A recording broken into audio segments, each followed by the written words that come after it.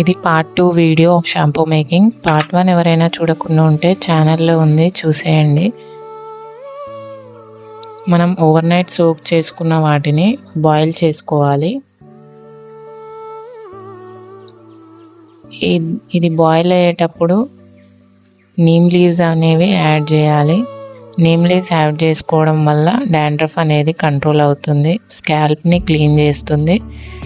ఈ లైస్ ఇలా ఎలాంటి ఫంగల్ ఇన్ఫెక్షన్ ఉన్నా కూడా ఈ నీమ్ లీవ్స్తో పోతుంది. ఇవి బాగా మరిగించాలి. మరుగుతున్నప్పుడు అరోమా అనేది చాలా బాగా వస్తుంది. వీటిని స్ట్రెయిన్ చేసుకోవాలి. స్ట్రెయిన్ చేసుకున్న తర్వాత ఆ పల్ప్ నుండి ఇంకా జ్యూస్ ఉంటుంది, ఆ జ్యూస్ని ఎక్స్ట్రాక్ట్ చేసుకోవాలి. ఇందులోనే 2 to 3 times ఇవే వాటర్ యూస్ చేస్తూ జ్యూస్ని తీసుకోవాలి.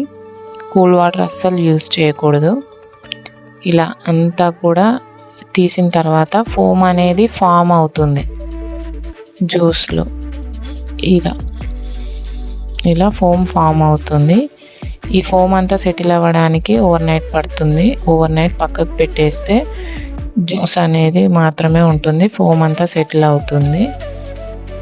ఇది మనం హ్యాండ్ యూస్ చేస్తాం కాబట్టి మళ్ళీ ఒకసారి ఒక పొంగు వచ్చిన వరకు మరిగించుకుంటే పాడవకుండా ఉంటుంది.